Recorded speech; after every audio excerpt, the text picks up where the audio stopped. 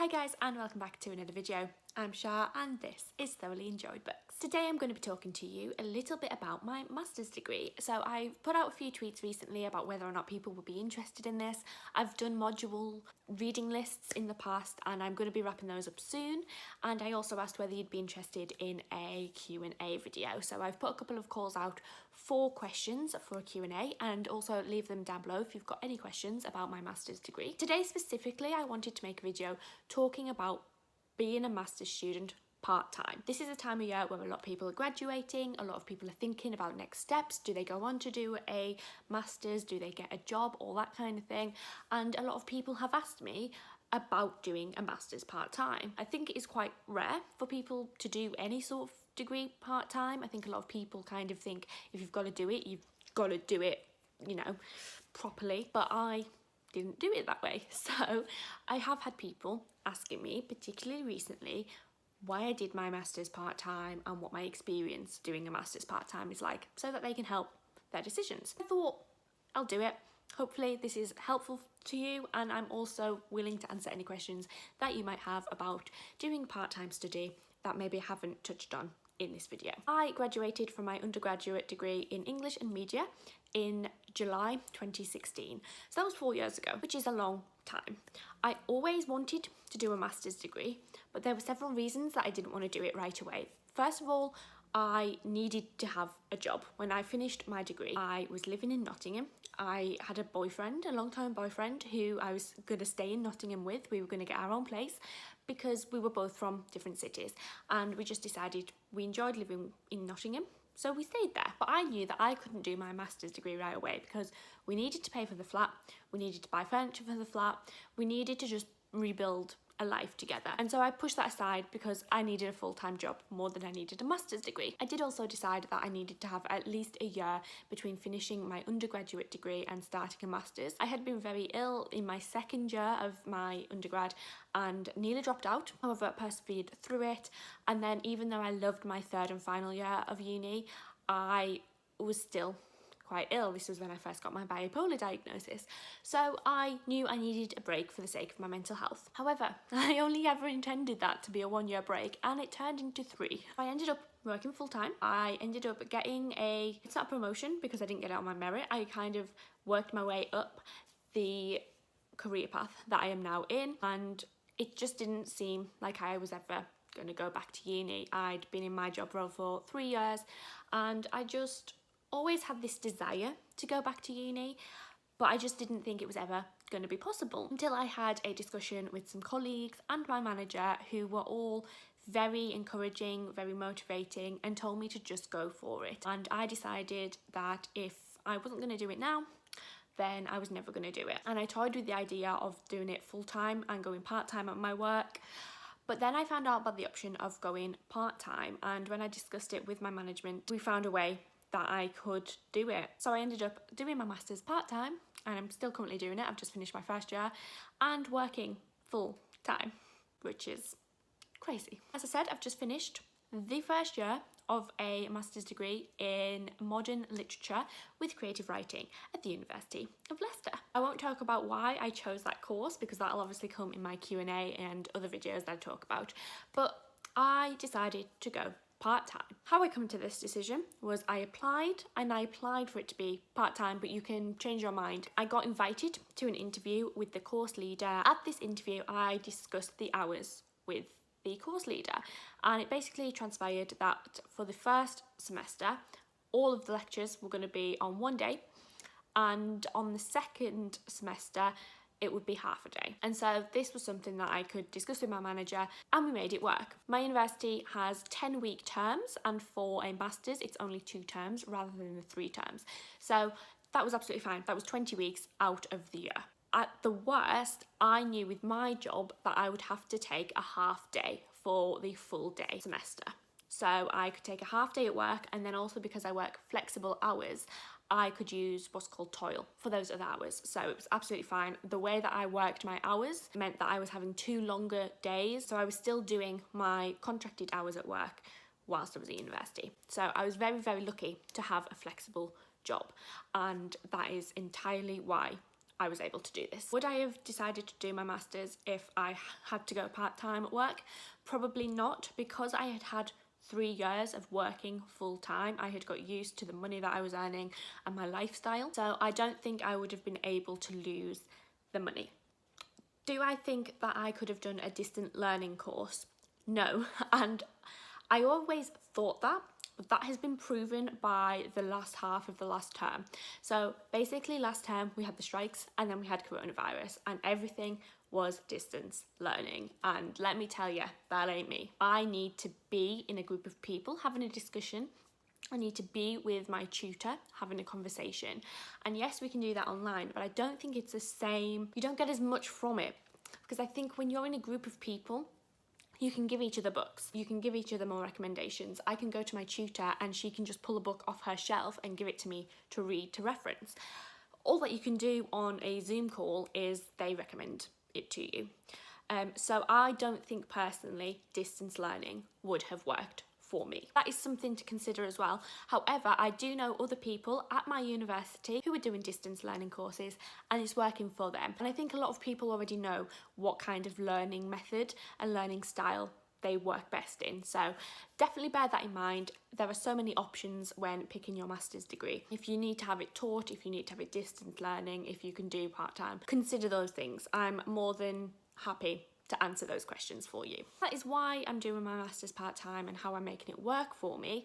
Now I want to talk a little bit about the experience, and I'm going to talk about this mostly in like a pros and cons kind of way. Everybody has their own experience, so I can only talk from my point of view, but hopefully it's still helpful. One of the first pros is probably the most obvious pros, is you do have less deadlines. So my degree has 7 modules, and because I am doing that over 2 years, I did 3 in the first year, I do 3 in the second year, and then I do my dissertation at the end of my second year. Does that make sense? I've just done 3 modules this year. That has been a lot less stressful for me than obviously my classmates. My classmates have had twice as many deadlines as me, and they are currently working on their dissertations, whereas I haven't had to do that. One con that I did find from this though, and I didn't expect this, was I do feel some sort of pressure to do better because I have less deadlines. So I almost feel like because I'm only doing 1 essay and my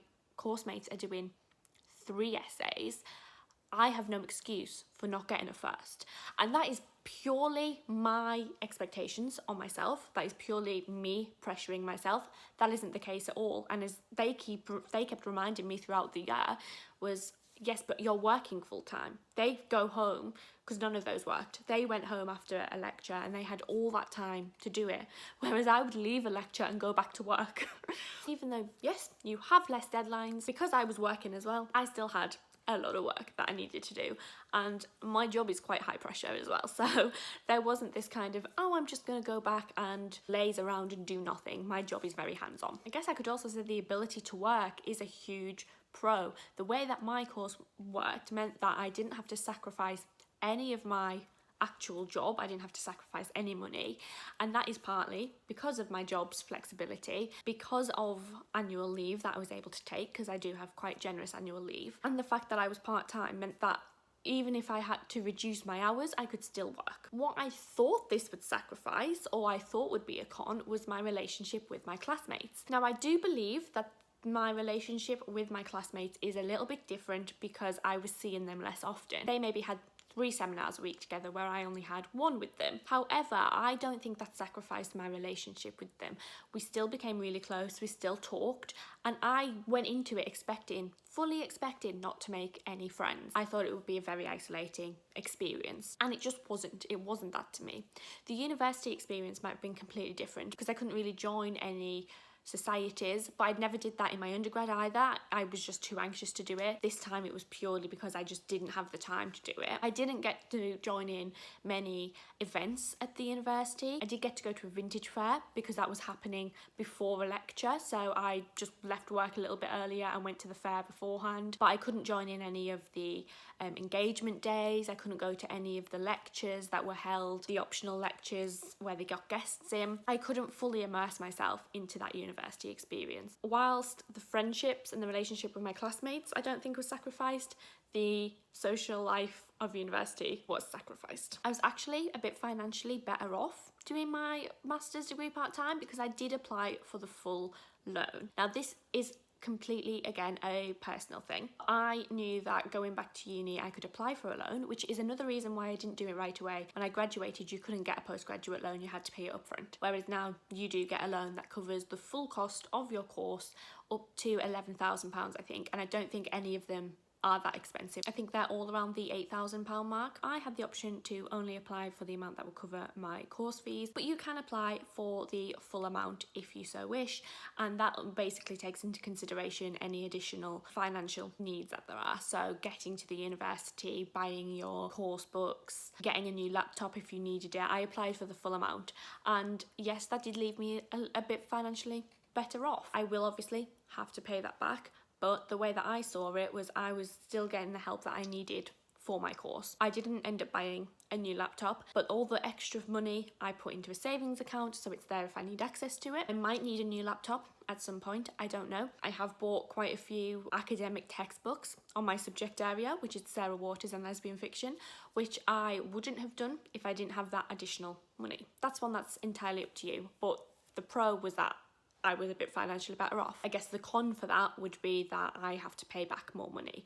However, that's how it'll go. I've never had to pay back my undergraduate degree because I don't earn enough. I will have to pay back my master's degree right away, I believe. But for me, that was something that made me better off part-time. I guess something that comes back to similarly with the deadlines, the fact that I'm doing less modules means that I'm more likely to read the books that I'm studying, and I've loved that. One of the things I've really felt down about during my undergraduate degree was that I was never reading all of the set texts, and I wanted to. I wasn't somebody who went to university just to go to university. I had always wanted to. I was brought up knowing that I wanted to study literature. That was always what I had in my head. That is always what I wanted to do. I was always going to go to uni. I didn't just do it for a lark, but a lot of people do go because they don't know really what else to do. I wanted to go and study literature, and I ended up doing a joint honours degree in English and media, and I still struggled to read all of the set texts. So I can't imagine what it would have been like if I'd done a full English degree, because I'd have felt very disappointed in myself. But that's something that by doing my master's part-time has meant that I've been able to read. I think I've read pretty much all of the texts except one or two that I just wasn't interested in and knew I wasn't going to do my essay on, so I just didn't force myself to read them. And I guess there isn't really a con to that one. I've definitely done a lot more reading for my master's than I did for my undergraduate, and I loved it. Another pro is you get a lot more time to do your dissertation. Now this is informally. I went to uni knowing what I wanted to specialise in. I specifically went to university knowing I wanted to write my dissertation on queer fiction and women's sexuality in queer fiction. So when I went back to uni, I already had this baseline idea of what I wanted to do my dissertation on. In my first year of my master's, I have discussed that with tutors, but I don't actually have to start that for another year. So I see it as I've really got 2 years to start my dissertation. If I really wanted to, I could start writing it now and then get all my feedback next year. I don't know whether that counts as cheating. I haven't done that, and I'm not going to do that because I'm still learning. I had 3 years away from academia, so my essay writing ain't that good, which is another point we'll come on to. It ain't that good. But my research skills are really improving because I'd done so much research before going to uni, and because now I'm still doing that research, I'm getting those tips off tutors and ideas from other students. I've got that extra time to research my dissertation topic. The con of that may be that I'm getting too focused on a certain area, and by next year, by I think April, when I start my dissertation, when I do my proposal, when I get my tutor, all that kind of thing, I potentially run the risk of them turning around and saying none of this is relevant to what you're going to be writing. I don't know. That's a potential con. But right now, I'm just giving myself so much knowledge on my subject area. I've ordered books, textbooks, for the first time ever. I have an academia bookshelf. I've never had an academia bookshelf. What is this? It's just full of specific books and essays on my subject area, which I ain't going to talk about on here because I don't want you stealing it. I'm joking. I just don't want to talk about it yet in case it changes. That's the other thing. My subject could change. What happens if October comes around and I've decided something completely different and I don't want to do that anymore? That is a con of doing it part-time, because even though you have more time to research, you also have more time to develop interests in other things, which can make it really difficult. But I'm pretty set on what I'm doing my dissertation on. I would also say as well that maybe it's less motivating to do it part-time because you are not doing that much. In terms of your essays, you have one deadline really every term, or at least I did. I just didn't have any motivation to spur me on, and I found that quite difficult. But that is because I find it quite difficult to motivate myself when I'm not busy. And part of that, I guess, is because of the coronavirus. I found it a lot harder to motivate myself when I wasn't having to go to uni and only working, because I have a strict schedule. I do not do work at the weekend. I make sure that I go to work during the day, and when I come home I study for a few hours, and then my weekends are my own. Obviously when deadlines are coming up, I might have to leak into my weekends, but in general my rule is that I use the weekdays to study and the weekend to relax. When the coronavirus hit and the days just blurred into one, that completely went out the window and I really struggled to motivate myself. So I think self-motivation is hugely difficult actually when you're doing a master's part-time. I can't really think of any more pros and cons at the minute. I can't really think of anything else to add to that. I think I've said pretty much everything. Obviously there'll be things that I haven't thought of, that I haven't mentioned, that you might have questions on. So if you're considering doing a master's part-time and you've got any questions about that or how it works, I will say that you need to talk to the course leader about the structure, and you need to talk to your manager about the job and how you can work around your uni hours if that is something that you want to do. I can't really answer those questions, but if you want to discuss them with me, by all means go ahead. And like I said, any other questions you've got, do leave them down below, because I am going to do a master's Q&A at some point and I will try and answer all of your questions in there. I guess how I could summarise this is by saying whether or not I recommend doing a master's part-time, and I highly recommend doing a master's part-time.